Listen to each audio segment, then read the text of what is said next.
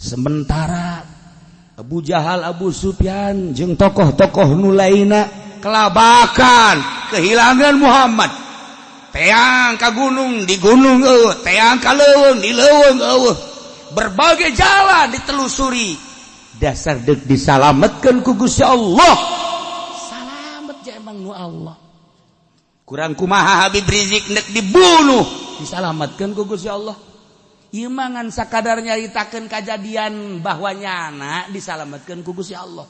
Lain nek nyaritakeun naon. Kemudian Habib Rizik kita berangkat ke luar negeri. Negeri. Luar negeri batasi. Luar negeri. Ke Mekah, Yaman. Besok akan pulang. Bismillahirrahmanirrahim. Ayat ieu termasuk ayat madaniyah. Hartina ayat madaniyah teh ayat bangsa Madinah. Maksudna diturunkeunana sabada hijrah. Aya ayat makiyah nu diturunkeunana meme hijrah. Adapun turun-turunna ayat di mana bae geus meme hijrah disebut makiyah, ba'da hijrah disebut madaniyah. Ialah istilah tafsir.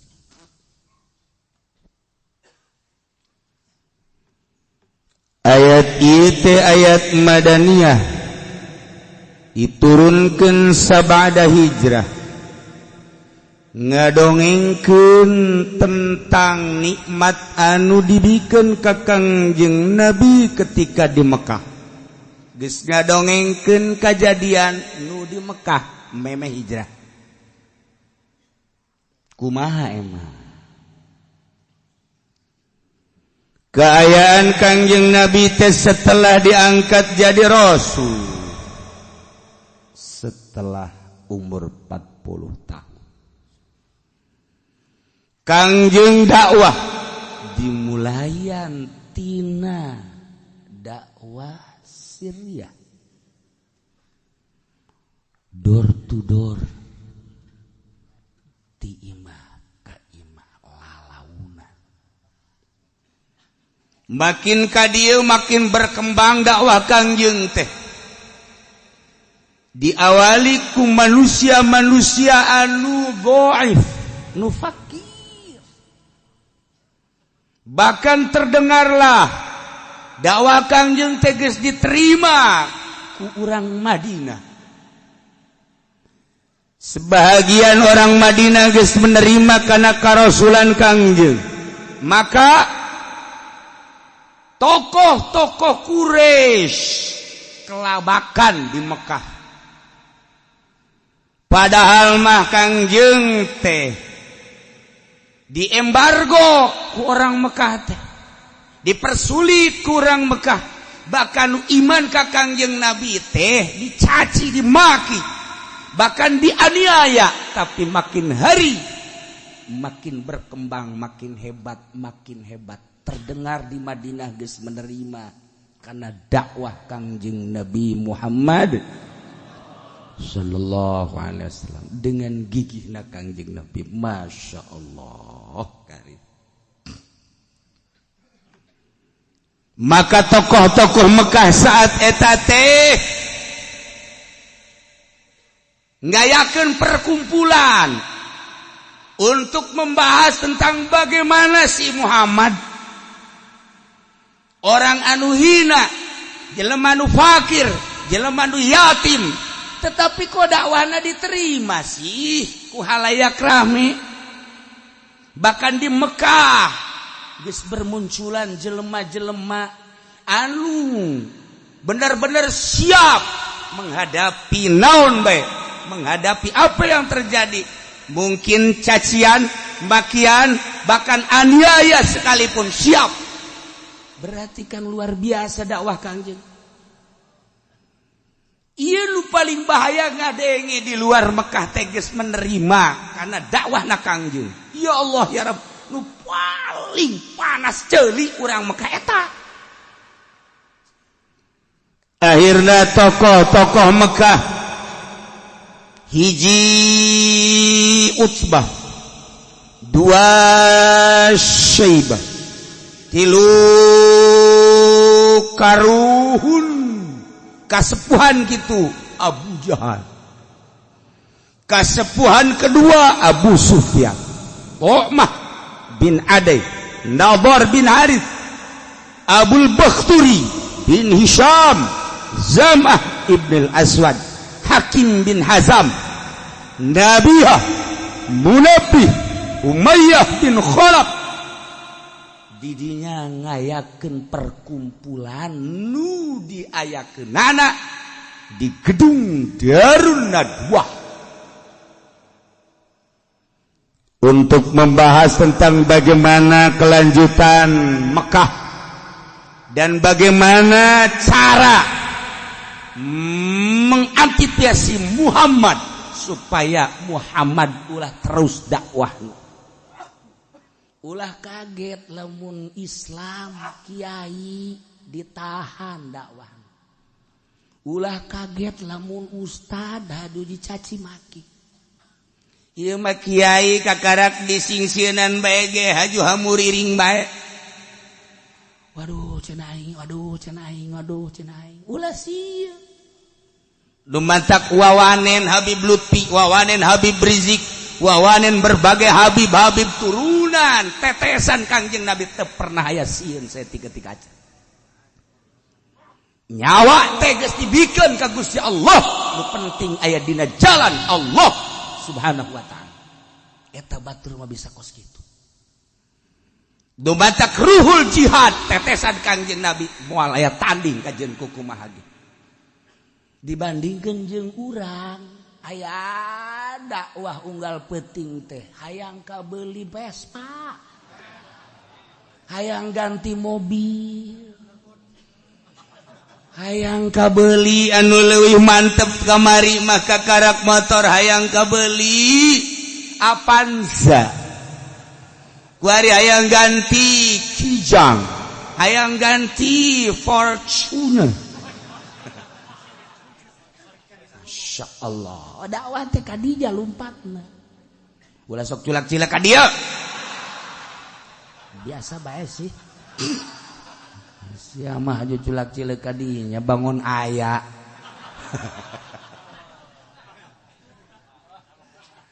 Aduh. Tiluhurna kos kitu teh tiluhurna.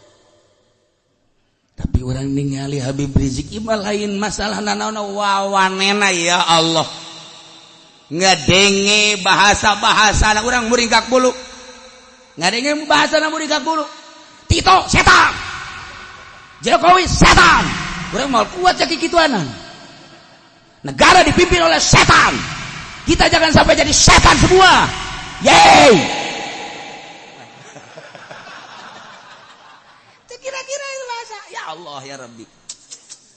Nyana mah siap tembak bae aja, neng. Penting ridho Allah.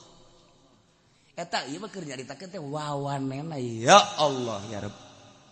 Dengan lemah lembut piawai Habib Lutfi sarua jerona untuk meluruskan bangsa negara. Itu carana gagah, ieu carana piawai tetesan Kangjeng Rasul. Masya Allah wawanena pohara jasa.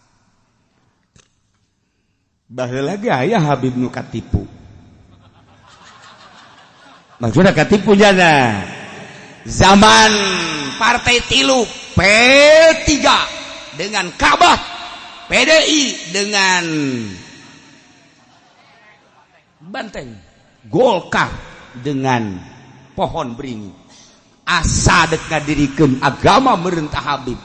Bohong, wajib kita mendukung P3, wajib.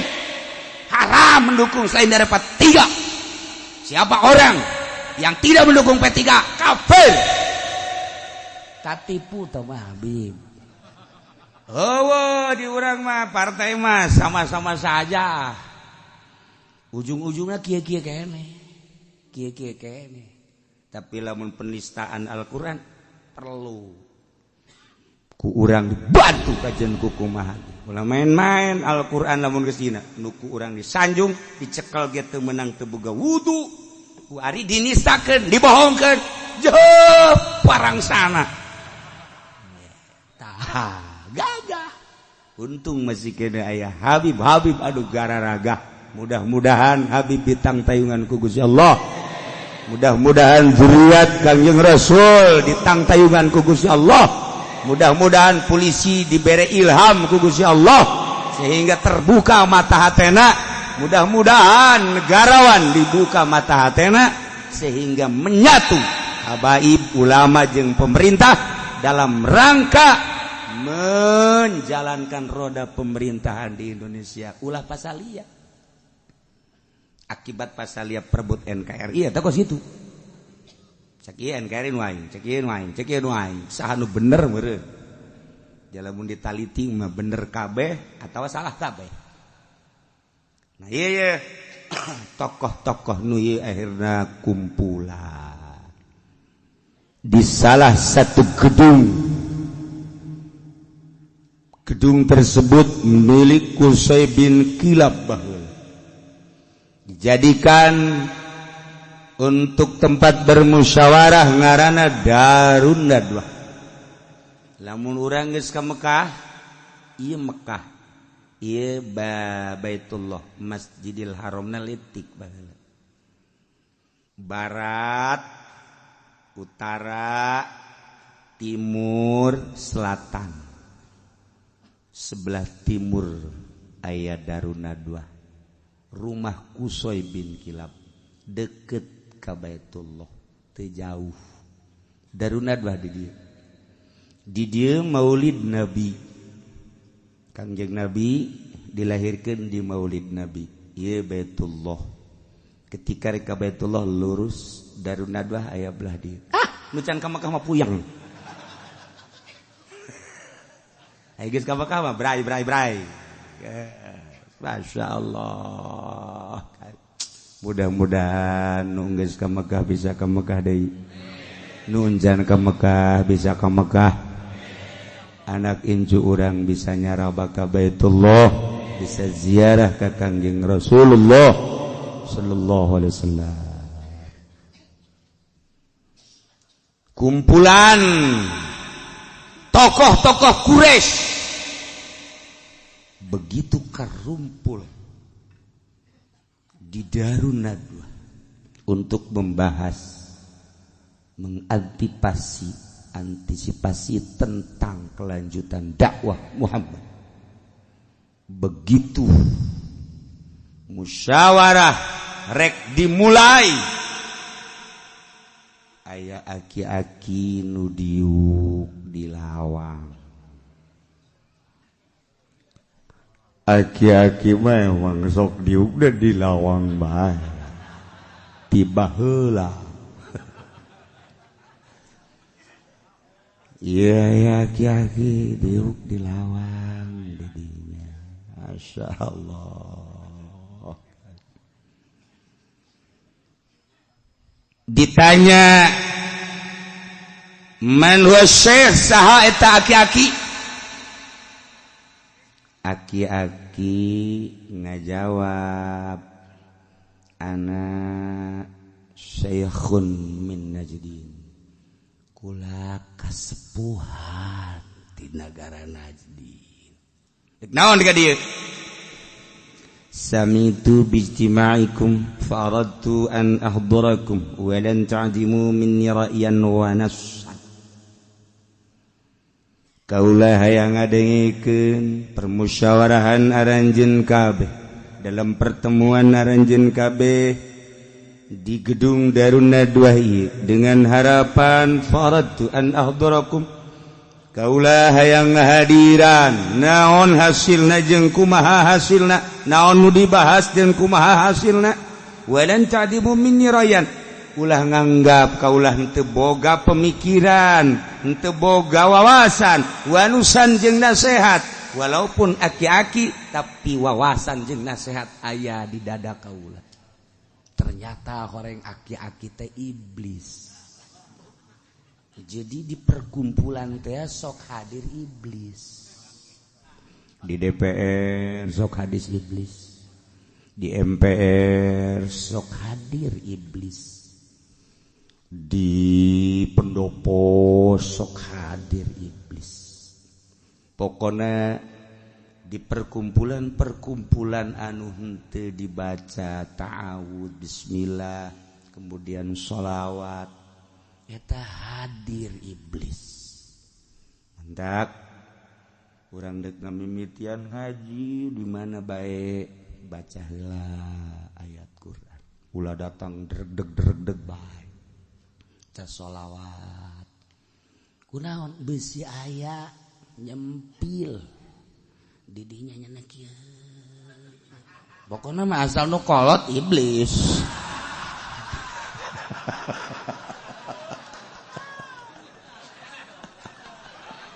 Aduh.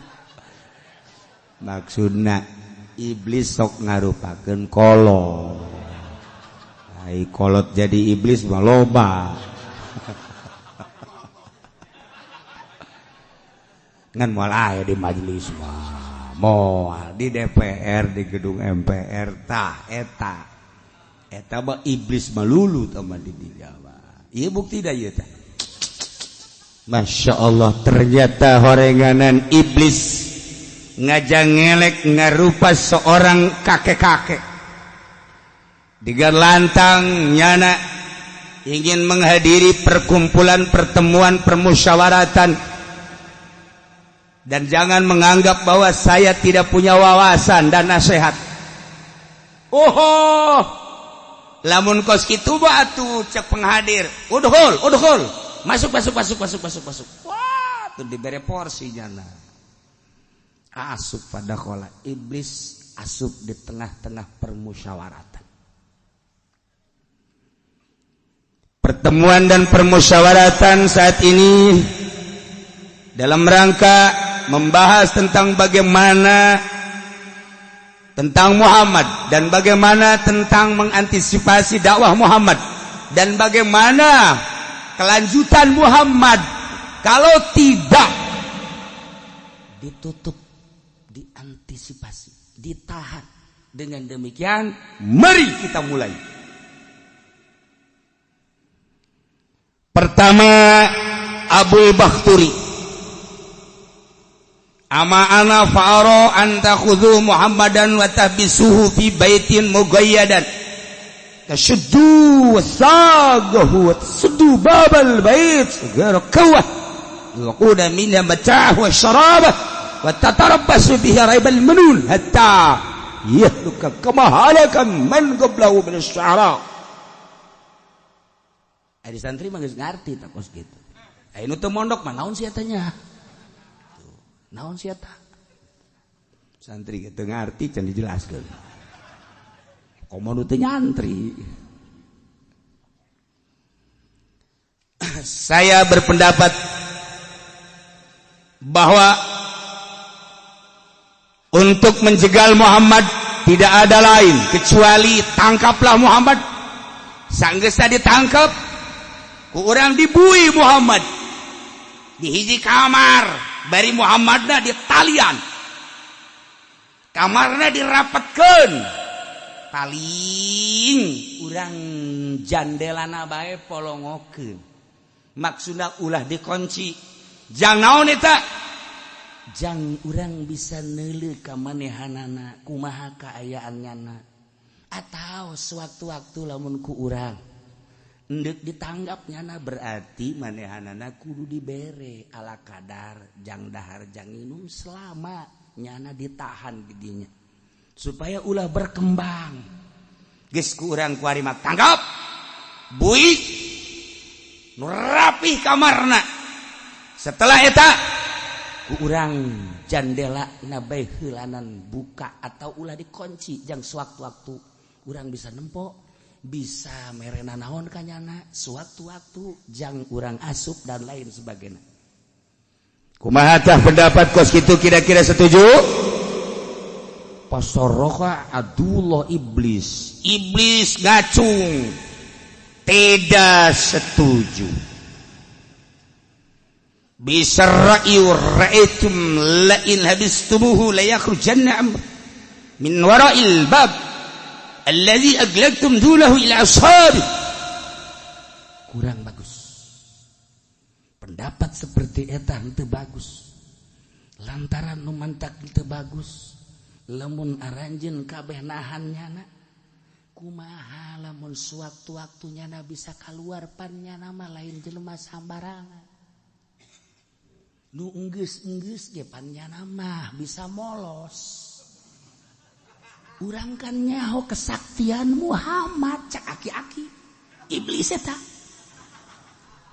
atupan ditahan ge dikieu ku ari kurang dirantai dan lain sebagainya alah tambah urusan kecil bagi Muhammad mah sahanu nyaho lamun nyana di jero bae oge tapi nyana mere informasi ka anak buahna sedengkeun pan nyana mah sanajan aya di kamar ge sorana bisa ka jauh pan nyana mah jelema sakti ulah diterima nu kos ieu bahaya benar cak peserta jangan bagus ke aki-aki lumayan ya maksudnya boga nasihat mengantar aki-aki eta kadang-kadang nasihatna bisa diterima selama jadi iblis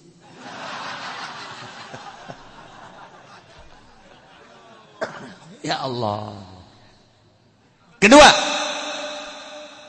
qama Hisham bin Amrin min Bani Amir bin Lu'ay pendapat kaula ama ana fa'ara an tahmiluhu ala ba'irin tukhrijuhu min baini azharikum fala yadurrukum ma sana'u wa ila waqa'a idza ghaba ankum wastarhamtum wastarahtum minhu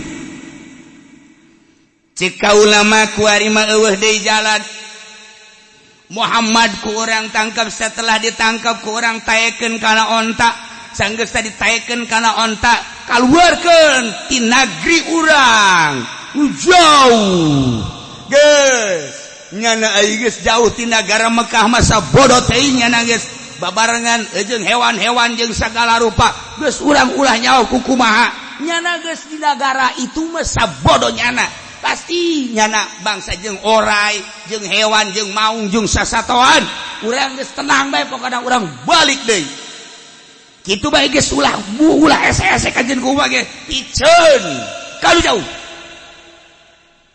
kumaha eta cek iblis faqala iblis ma hadza lakum bira'in tamiduna ila rajulin qad atba'u subha'u oh tidak bagus pendapat seperti itu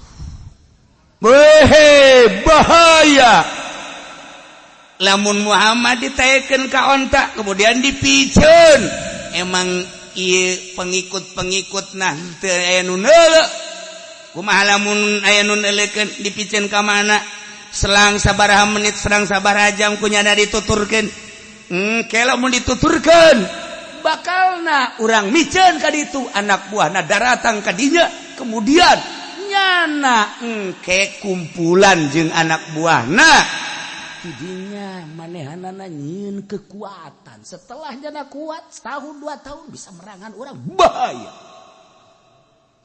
wih kakek-kakek luar biasa bener ke waduh bahaya ieu mah makana jangan sembarangan walaupun saya tua tetapi wawasan dan nasihat saya masih jernih.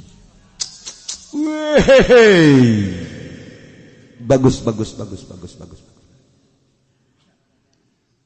Pendapat ketiga Abu Jahal. Wallahi la asyir alaikum Buraim bara al-ghirah. Saya berpendapat di luar pendapat kalian. Dan mungkin insyaallah, maka insyaallah lagi. Pendapat saya ini paling bisa dipahami dan bisa diterima. Coba kumaha kasepuhan ini ara an ta'khudhu min kulli badhni min quraisyin syaban nasiban wasatan fatya thumma nauti kull fatan sayfan sariman thumma yadribuhu jami'an tarbata rajulin wahid idza qataluhu raqdamuhu fil qabail kulliha wa la azulu hadha al hayy min bani hashim yaguna ala harbi quraish kula lamun di Mekah bang geus teu kudu disundakeun da kos kitu kulantaran ieu mah di negara Indonesia ya kudu disundakeun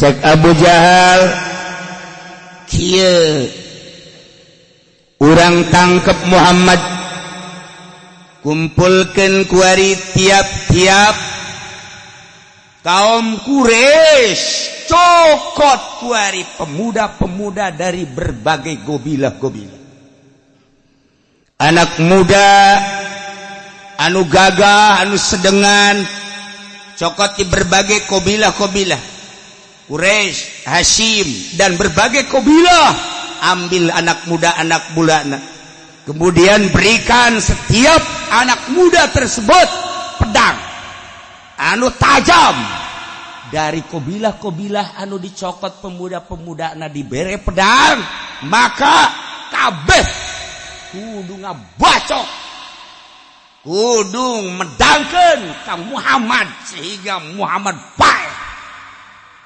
andai kata Muhammad teh bacocoran darahna maka darah tersebut kurang oles-oleskeun ka seluruh kabilah sehingga ketika engke anak buahna jeung pengikut-pengikutna menuntut ka urang kabehan urang siap tanggung jawab dengan dalih kami kabehan telah membunuh hesekannya ndek nuduh ka saha lamun geus urang ngaku bahwa urang kabehan nu ngabunuh dengan dalil kabehan ieu aya darah-darahna paling nyana engke kan menta dibayar diat lamun menta dibayar diat sabaraha si harga jelema kemudian urang babagi andai kata 100 onta tinggal dibagi bae ku urang kabehan urang aya sabaraha ribu jelema sabaraha ratus jelema enteng kumaha kira-kira cek iblis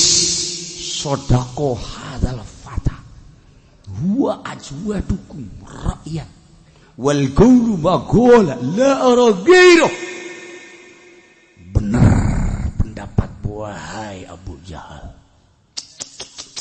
inilah pendapat yang paling hebat ucapan yang diucapkan oleh anda sangat luar biasa masuk akal la aragiro kaulah henteu berpendapat selain daripada pendapat anjeun wahai Abu Jahal geus ieu bae nu hebat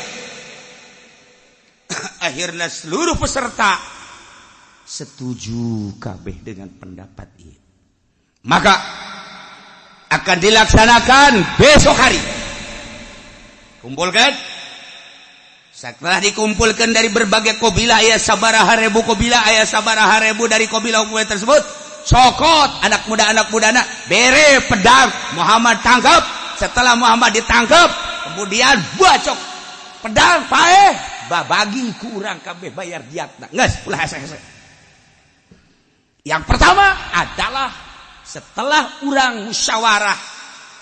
musyawarah disepakati maka penangkapan Muhammad terlebih dahulu. Siap. Kangjeng Nabi bakal ditangkap ku tokoh-tokoh Quraisy nu tadi dicaritakeun. Maka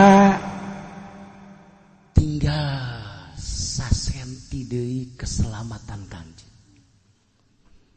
Kangjeng kan di dieu bumina ieu Baitullah ieu Darun Nadwa sekitarna masyarakat kaum Quraisy daratang kabeh ketika setelah maghrib imah Kangjeng dikerumuni ku anak-anak muda anu berpedang anak muda anu lain sembarangan anak muda gagah terlatih untuk menangkap Muhammad dek dibunuh.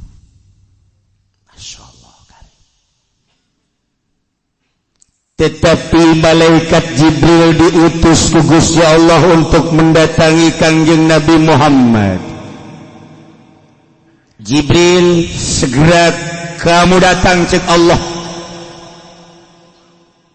Perintah Muhammad, alla yabita fi madja'ihi alladhi kana yabitu fihi.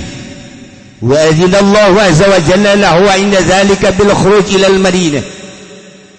Bejakeun hai Jibril ka Muhammad, hiji ulah hees di tempat sare anu biasa sok pake sare. Dua, segera meluncur keluar ke Mekah untuk hijrah ke Madinah beserta Abu Bakar Siddiq. Ya Allah ya Rabb, Kangjeng coba bah perjuangan seperti eta. Setelah malaikat Jibril turun ngabejaan ka Kangjeng, wahai Muhammad, anjeun ulah sare di tempat sare anu biasa sok pake sare. Jeung segera anjeun keluar di Mekah bil khuruj ilal Madinah. Tidinya Kangjeng Nabi siap-siap marentah ka Sayyidina Ali. Ya Ali,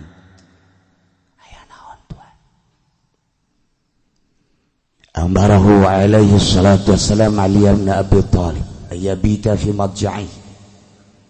Kangjeng Nabi, he Ali, mane sare di tempat sare kaula. Ai Tuhan rek mana? Kula diperintah ku Gusti Allah titah ka Madinah jeung saha? Abu Bakar Siddiq. Ai kula mane sebagai penyelamat di dieu cicing. Tasaja bibuljati fa innahu la yakhlusu ilaika minhum amrun tukrihu. Mane cicing di tempat sare kaula, selimut nusok biasa dipake ku kaula pake ku mane. Pake berselimut di dinya. Fa innahu la yakhlusu ilaika minhum amrun tukrihu. Sanya-nyana anjeun moal aya kabahayaan nu dipake kambung ku anjeun, salamet maneh ge sarua bae. Alhamdulillah. Ieu imah Kangjeng Sayyidina Ali di dinya geus make selimut Kangjeng, sare di tempat Kangjeng. Kangjengna diriung ku jelema nu sakitu lobana, ngararintip kabeh. Iraha Kangjeng sarena kabeh ngintip Kangjeng, kira-kira bangsa geus jam 12, jam 1 bakal diintip ketika sare tangkap Muhammad. Seret beak ujianna, cek pemikiran-pemikiran para pemuda nu geus ditugaskeun.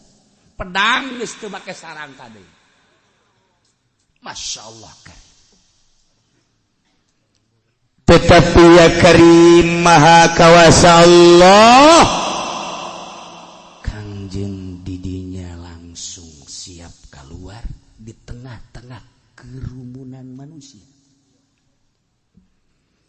Kangjeng perem tadarruk ka Gusti Allah sorangan, langsung maca waja'alna min baini aydihim saddan wa min khalfihim saddan fa'aghshaynahum fahum la yubsirun.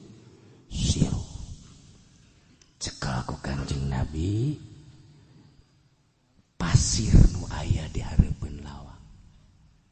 Setelah dibacakeun waja'alna min baini aydihim saddan wa min khalfihim saddan fa'aghshaynahum fahum la yubsirun. Tiup ku Kangjeng, aurkeun ku Kangjeng ka jelema, puluhan jelema anu keur ngintip Kangjeng diaurkeun datang kabeh ka huluna. Begitu kakeunaan ku keusi ku pasir, harita keneh harees kabeh. Maha Kawasa Allah. Ya Allah ya Rabb. Thumma kharaja Rasulullah minal bab ala sahih. la minal haid.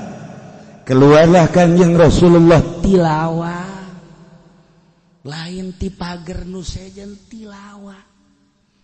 Setelah dibacakan fa'awsyainahum fahum la yubsirun suman sarafa alaihi salatu wassalam haitsu arad. Kemana Kanjeng bertujuan? Ternyata setelah sababaraha meter siap Abu Bakar naikkeun Kanjeng berangkat ka Jabal Nur, naik ka luhur cicing di guha malam eta. Pemuda-pemuda hararees kerek kabeh. Masya Allah kan. Nu mantak ulah hese-hese lamun urang. Deuk aya nu ngahari biru baca eta. A'udzubillahi minasyaitonir rajim. Kanjeng macana Yasin di Yasin. Bismillahirrahmanirrahim. Yasin wal Qur'anil hakim innaka laminal mursalin ala siratim mustaqim tanzilal azizir rahim litunzira qauman ma unzira abahum fahum. Terus kadituna wa ja'alna min baini aydihim sadada datang kala Yusuf. Kitukeun kamu. Pernah terjadi seperti eta. Haji Pendi pernah benar ieu lain lalagaan ku apa? Maksudnya supaya pamalingan ieu harees bacakeun ku nyana. Tibalik endahannyana nu hees. Pamalingan hudang. Berarti ieu teu manjur. Lain Quran anu teu manjur. Nu macana horenganan tukang kredit mah teu manjur. Nu macana horenganan ai di dieuna loba haraman mah teu manjur. Nu macana horenganan ai di dieuna pinuh ku bohong mah teu manjur. Bersihan heula rohna. Aya anu melet izqala Yusuf datang ka ngabudah-budah teu manjur. Horenganan lain ayat nu teu manjur urangna. Tapi lamun ku urang dibacakeun urangna mantep mah kakarake. Izqala Yusuf Kakarak izqala Yusuf doang. Oh Udin, engkau seperti Yusuf. Gantengmu melebihi Yusuf bahkan.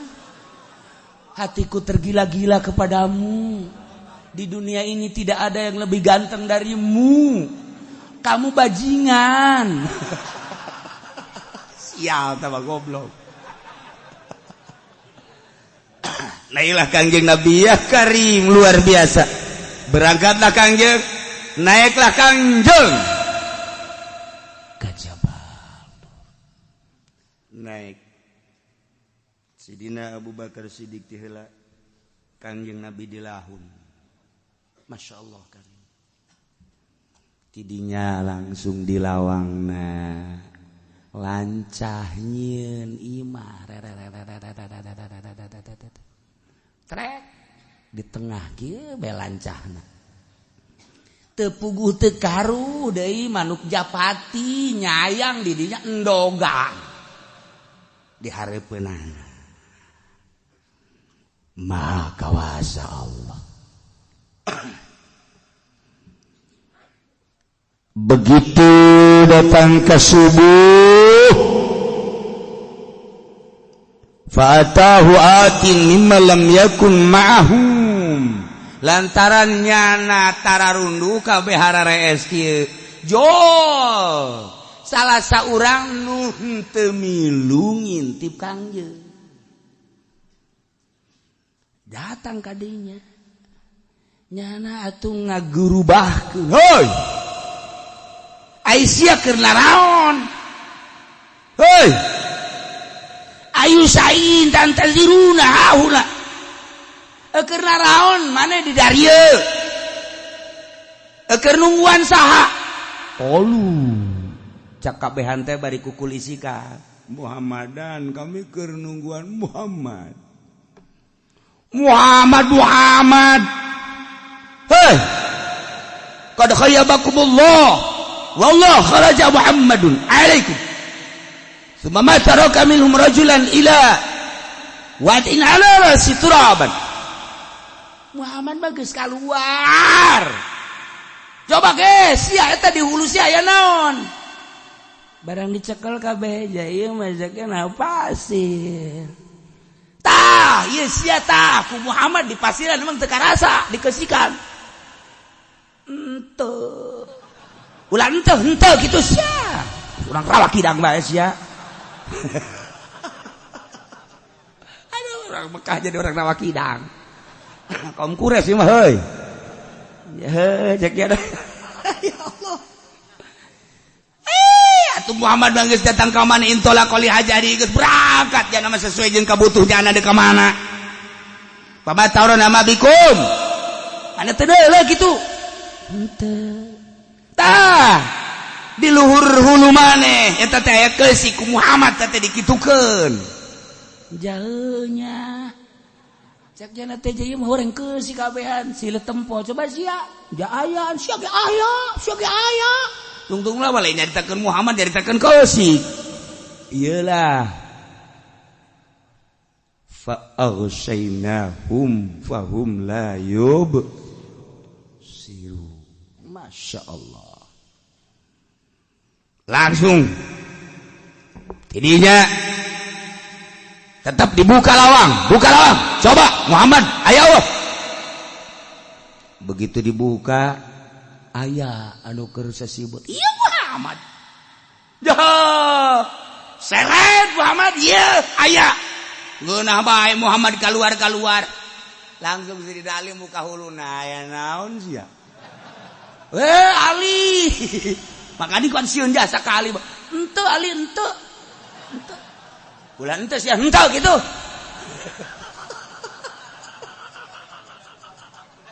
aduh cek saya sembarangan bae henteu Ali henteu naon sia hah sugan teh Muhammad hah ayo jeung aing hampur Ali sieun ka sini Ali Masya Allah padahal mah si Ali ge dina hatena mah aya ngerengen waduh namun ieu pedang dikahulu aingkeun kumaha cenah geus kararieu bae pan kararieu bae tapi eta dibere sima ku Gusti Allah lantaran naon lantaran tadi cek Kangjeng Nabi ya saja biburdati fa innahu la yakhlusu ilaika minhum amrun takrah berselimut maneh ku selimut kaula hai Ali moal ku kubah salamet maneh tina naon nu dipake ka embung ku maneh salamet mantap gede hate si Ali begitu dibukakeun huluna hei naon sia sebab jadang geus salamet aing geus ku kubah ge bau kangjung atuh sakali ngomong kabeh teh henteu li lah urang teh sia hah naon sia hampura li hah sia aya nu ngising di dinya kapacirit di dinya ge Sidina Ali atuh padahal di dalam hati nama jipan aing jadi gagah ya mantap lamun geus diperintah ku guru henteu sambarangan asal guruna ulah guru ti Golkar beres si Golkar mah atuh wah tidinya cek Sidina Ali waitu binafsi khairuman wati al-hasa Taman tafa bil baitil atiki wa bil hijri Rasula ilahin khafa ayam kurubihi Panajahu dhu taulil ilahi minal makri nyanyi Sidina Ali nyanyi di hadapan lawang wa bata Rasulullah fil ghori amina faqad sara fi hifzilillahi wa fi sitri nabitu uraihi mamayatahimuni wa qad wa tantu nafsi alal qatli wal asri lumpat kabeh Ali ngamuk Ali woi ngamuk Ali urang bebeja kepimpinan urang Bu Jahal Ali ngamuk Muhammad eueuh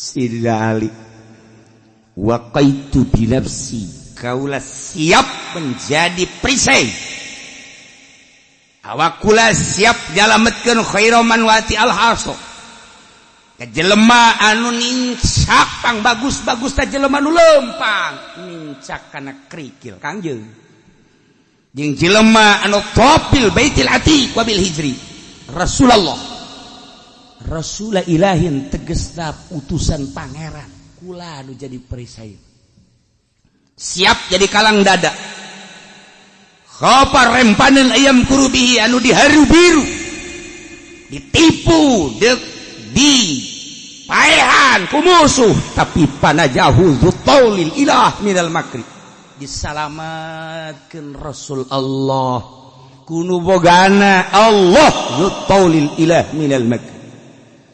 Kamana? Wabata Rasulullah fil ghar, cicing di luhur guha aminan salamat.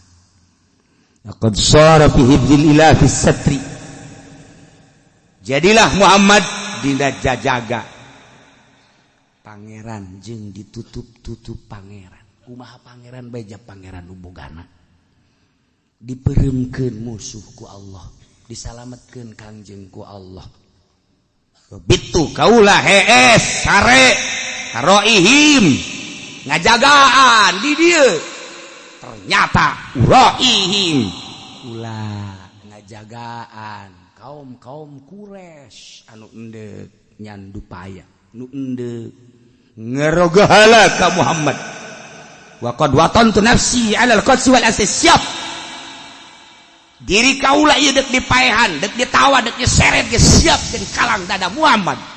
Masyaallah Sayyidina Ali kabur kabeh bebeja. Kumaha cek Abu Jahal, hei Muhammad beunang di mana? Kami hampura aku naon mah nya teu beunang kulobaan. Kami ngees ya. Urang sia ngaranna es. Muhammad liwat ka hareupeun kami bari ngalungkeun pasir ka hulu kami kabehan. Aju kami harares. Atuh nanaonan dia? Pandai gelang ieu mah pokona ya. Atuh dia kulon ngarares kabeh. Boloong. Geus urang-urang acan dia anu hudak. Asana mama Abu Jahal ge lamun cicing di dinya pada bae ngee. Hah sia ka aing. Aduh. Kesimpulanna mah laporanna bahwa Muhammad lolos. Tebenang ku kami harares, segera Abu Jahal langsung ngayakeun tindakan musyawarah. Abu Sufyan kabeh digerokeun kabeh bahwa Muhammad lolos. Geus eueuh deui kajen kuku mah ge nyana moal jauh kakarak berangkat nyana urang udan berangkat kabeh Abu Jahal dengan persiapan luar biasa. Memeh berangkat di dalam tapak-tapakna ternyata ka gunung. Iya Muhammad kajen kuku mah ge ka dieu ceknya nah Abu Jahal naik ka luhur tet. Ya Allah ya Rabb, Kangjeng dilahun Sidina Abu Bakar keur ngalahun eta suku Abu Jahal kadeuleu jeung pedangna dina lawang guha. Langsung Abu Bakar ngerentet,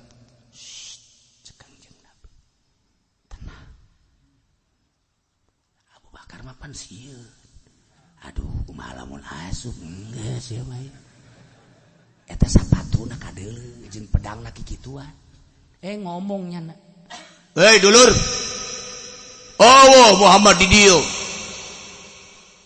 Coba asup atuh Abu Jahal. Oh, manya Muhammad asup ka dieu di dieu aya ti kukur jayang. Endogan deui. Berarti tuna aya lancam nya.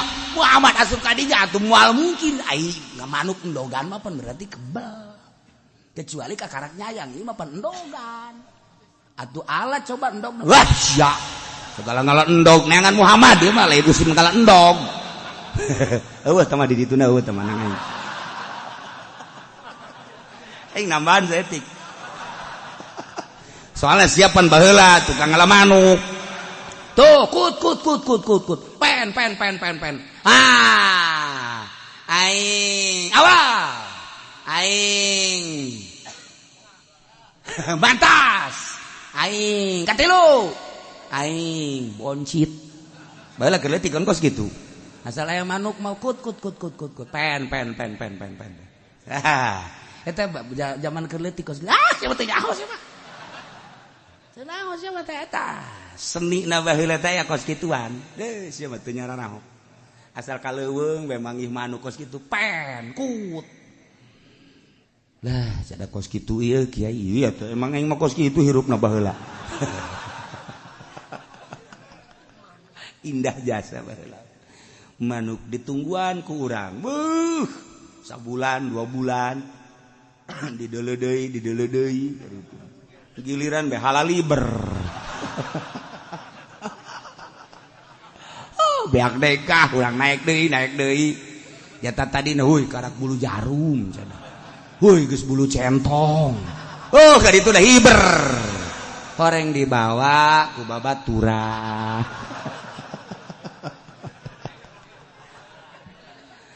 nah ieu kadege Pamat mungkin asup ke jero lantaran di dia aya lancah lancahna terus di dia aya manuk japati ieu endogan berarti kan lila lalakona turun kabeh mudag ka ditu ka arah Madinah padahal kanjeungna di dinya kene jeung Abu Bakar Siddiq radhiyallahu anhu masyaallah karim kakarak Abu Bakar legak ye salam teu kebal ceurik kurucut cai mata ngecelakan kanjeng kan dilahun kunaon maneh ceurik teu kunaon ulah teu kunaon sok sedih la tahzan illallah ma'ana ulah sieun ulah prihatin ulah sedih Allah babarengan jeung urang ulah sieun lain naon kunaon tuh cinggir dicecok urai sugan teh sieun lain cek teh Abu Bakar teh mana jaheuh horengan cekel ku kanjeng Nabi orai tanya orai wawanianan maneh ngegel kamitoha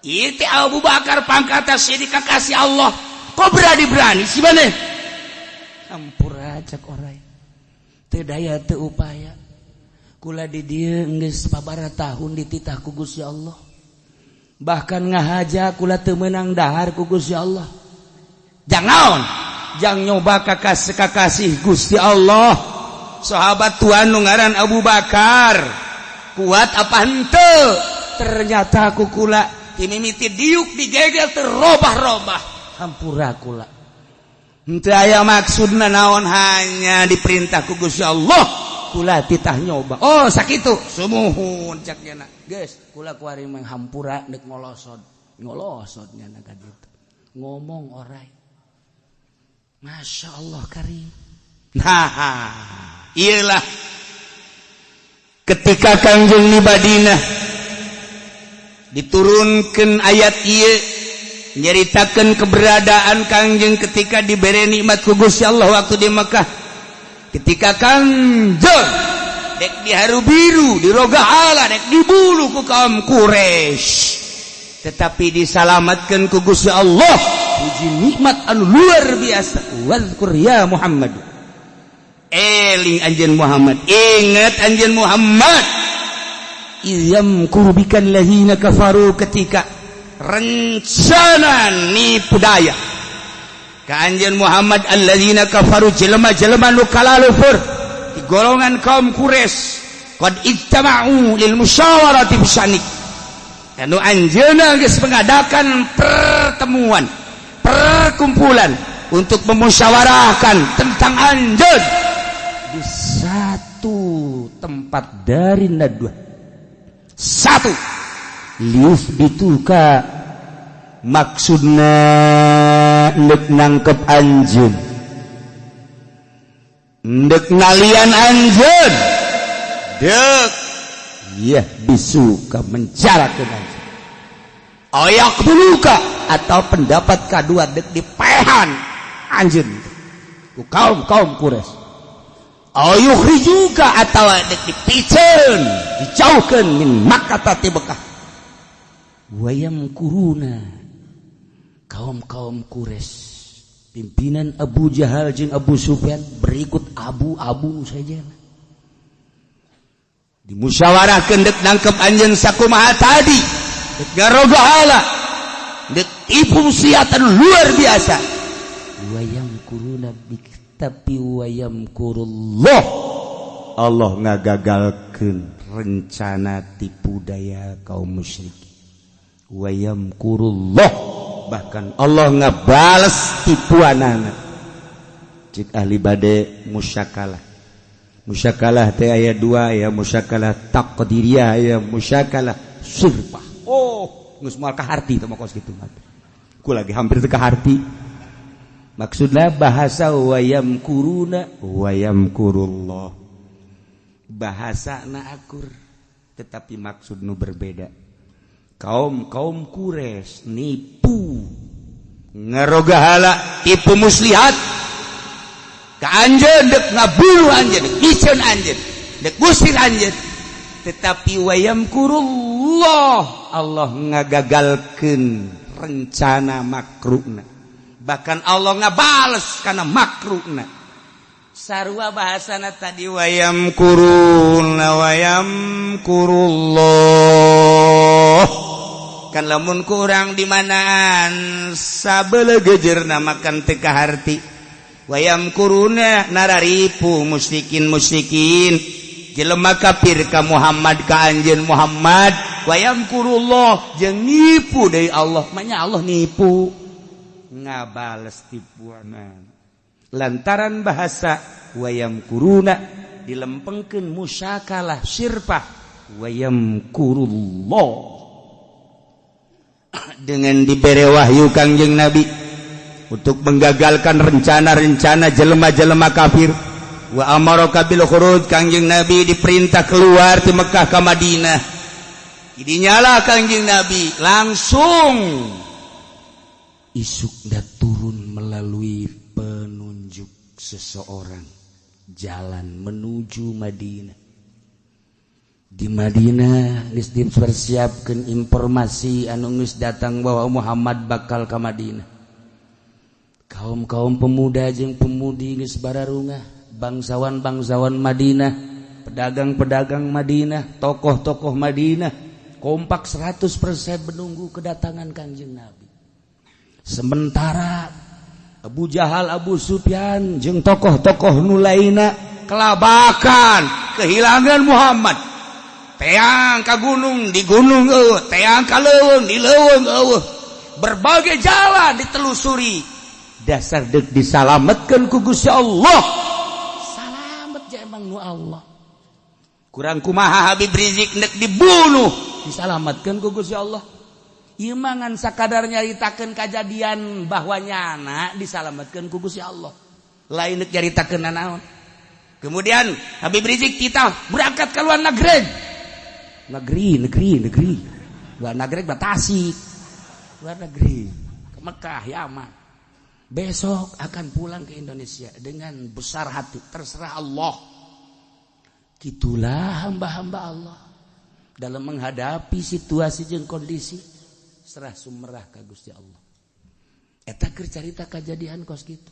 Urang ibadah ka Gusti Allah lamun terserah seserahan ka Gusti Allah tuh sieun. Moal diangkat jadi sholihin, moal diangkat jadi wali. Lamun urang terserah diri ka Gusti Allah, tengah peting hudang, kemudian nyorangan, jauh ti keramaian, jauh ti makhluk, jauh ti dunia. Ya Allah ya Rabb, abdi tengan ka Gusti we, Gusti ya Allah ya Rabb. Lamun urang teu berani model kos kitu, sieun ka pocong, sieun ka kuntilanak. Ya, moal jadi jelema tah kos kitu mah. Udang ti peuting dekat cai, neuleuh pamajikan nyingkap enahan ka dinya. jadi solihin da mah kos kitu mah tuh anakan deui geus dah cek cenah teh jahese maning anakna bae ngaranan solihin cek pamajikan kunaon emang ngaranan solihin aing hayang jadi solihin hese saya anakna solihin lah geus hese amat itu ieu nu kadua mujahid maksudna naon aing perang henteu perang ge jeung sia bae di luhur kasur anakna ngaranan mujahid heuh atuh ka ai kitu mah satuju ku lagi sia ieu satuju bae ya Allah ya Rabb hei lamun urang teu berani sorangan ka Gusti Allah tadarru bae jadi jelema atuh komo lamun teu peuting kerek bae mah moal aya rasul anu peutingna kerek moal aya nabi anu peutingna teu hudang moal aya waliullah anu peutingna teu mentang mata moal aya solihin nu peutingna nonton TV malah pan sia mah ieu beuneu TV kabeh kadeuleu ku aing aya cai mah tantas nonton bola teu bareres sugan teh kieu teu jaho langsung omong mulai ti kuari nurutan Kangjeng sebab Kangjeng uswatun hasan liman kana yarjullaha wal yaumal lebeg ayat eta ku kifudol laqad kana fi rasulillahi uswatun hasan aduh urang teh titah nurutan Kangjeng nyanana henteu kumaha atuh nah ieu tuturkeun kadahanan urang nuturkeun Kangjeng sakabehna atuh hudang-hudangna ti peuting kadahanan geus Kangjengna maul Kangjeng maluhur teuing atulah sahabat maluhur teuing eta bae Tuan Syekh Abdul Qadir tuturkeun ku urang nyana mah hudang ti peuting mandi wudu terus tahajud sarakaat datang ka wal yatalattaf wala yusyrana bikum ahada rakaat kadua datang ka qul a'udzu birabbin nas waduh ngaburigak bulu cenah kiai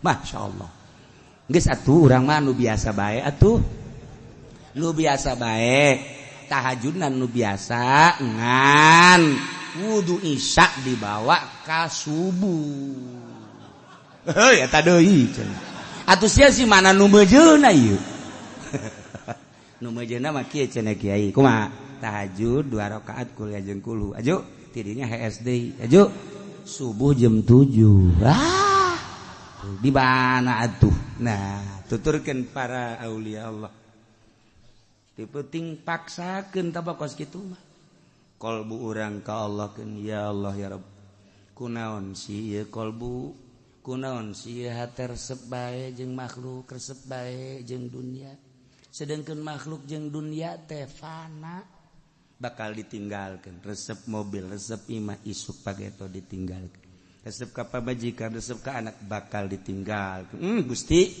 hanya Gusti kullu man 'alaiha fan wa yabqa wajhu rabbika dzul jalali wal ikram abdi ayeuna rek ninggalkeun sementara beh rasa bisa-bisa abdi pindah kamar urang ulah jeung pamajikan oh cenah kiai mangeunahun kamar loba imah kami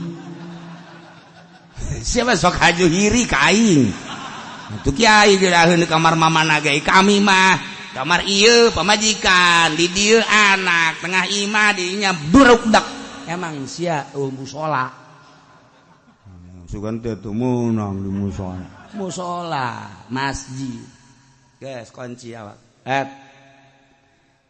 beja ka pamajikan neng ulah neangan ka mana kakak deuk tadarru' Kamana kak? Kamu sholat lah kakak ye, ke balik-balik ke subuh. Waduh, kakarak ngaji sakali ge. Lah siapa? Aing deka Allah dikitu-kitu.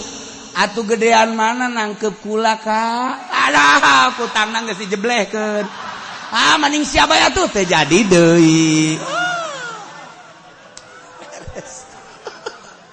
Geus sudah bebeja ka pamajikan geus. Mal beres bebeja ka pamajikan mah ngajebleh malulu. Aduh tah, kudu bisa urang. Namun 5 urang aya kesempatan kamar.